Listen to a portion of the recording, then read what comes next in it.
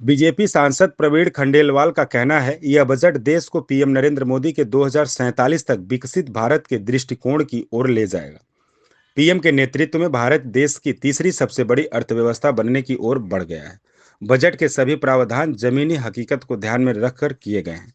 लोकसभा नेता और कांग्रेस सांसद राहुल गांधी के बयानों पर उनका कहना है, राहुल गांधी की समस्या यह है कि उन्हें हर बात की आलोचना करनी पड़ती है। इसका कारण यह है कि कांग्रेस तेजी से राजनीतिक जमीन खो रही है। राहुल गांधी के बयान अवास्तविक और आधारहीन हैं। हम उनकी टिप्पणियों को गंभीरता से क्यों नहीं लेते? देखिए, विधानसभा का चुनाव तो हम जीत रहे हैं। दूसरा, ये बजट कोई दिल्ली का बजट नहीं था, ये पूरे देश का बजट था। और इस नाते से पूरे देश में कल बजट की जो घोषणाएं हुई उसको लेकर के बहुत ही लोगों में उमंग भी है और प्रसन्नता भी है।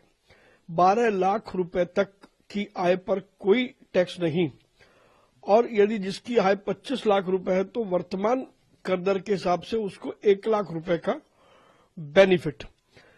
इसके अलावा एमएसएमई सेक्टर के लिए, महिलाओं के लिए, एंटरप्रेन्योर्स के लिए, सबके लिए बजट में कोई ना कोई सकारात्मक घोषणा है। मेरा निश्चित मानना है कि यह बजट देश को विकसित भारत 2047 जो प्रधानमंत्री नरेंद्र मोदी जी का विजन है उस ओर अग्रसर कर रहा है। वहीं दूसरी ओर भारत दुनिया की तीसरी बड़ी अर्थव्यवस्था बने, उस दिशा में देश मोदी जी के नेतृत्व में चल चुका है। प्रधानमंत्री ने सर यूनियन बजट 2025-26 को लेकर अपनी बात रखते कहा कि हर सेक्टर का रोजगार पर विशेष ध्यान दिया गया है। आत्मनिर्भर भारत की बात हो, इनकम टैक्स स्लैब 12 लाख तक हो, देखिए फैसला है। उन्होंने कहा हमारे बजट का फोकस था कि सरकारी खजाने को भी बढ़ाया जाए और लोगों को भी सहूलियत प्रोवाइड कराई जाए और हर एक पॉकेट को फुलफिल किया जाए जिससे नागरिकों को सहूलियत हो। देखिए, प्रधानमंत्री नरेंद्र मोदी जी के नेतृत्व में इस बजट की खूबी यह है कि इसमें टैक्स कोई लादा नहीं गया, सुविधाएं सब लोगों को दी गई हैं।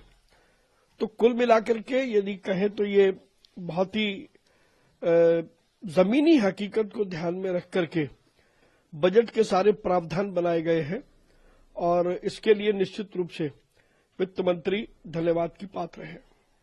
सर, द्वितीय बजट को लेकर राहुल गांधी सवाल उठाए और कहा है कि निर्मला सीतारमन ने दलित, ट्राइबल, बैकवर्ड क्लास और माइनॉरिटीज को बजट मेकिंग के प्रोसेस में शामिल नहीं किया। उनके लिए इस बजट में कुछ नहीं था। मार्जिनलाइज्ड कम्युनिटीज के लिए डिसीजन मेकिंग का प्रोसेस की कमी दिखती है। देखिए, राहुल गांधी जी की समस्या ये है कि उनको हर चीज में आलोचना करनी है।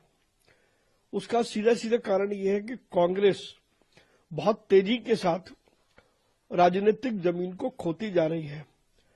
राहुल गांधी अनरियलिस्टिक बात करते हैं और बिना तथ्यों के आधार पर बात करते हैं।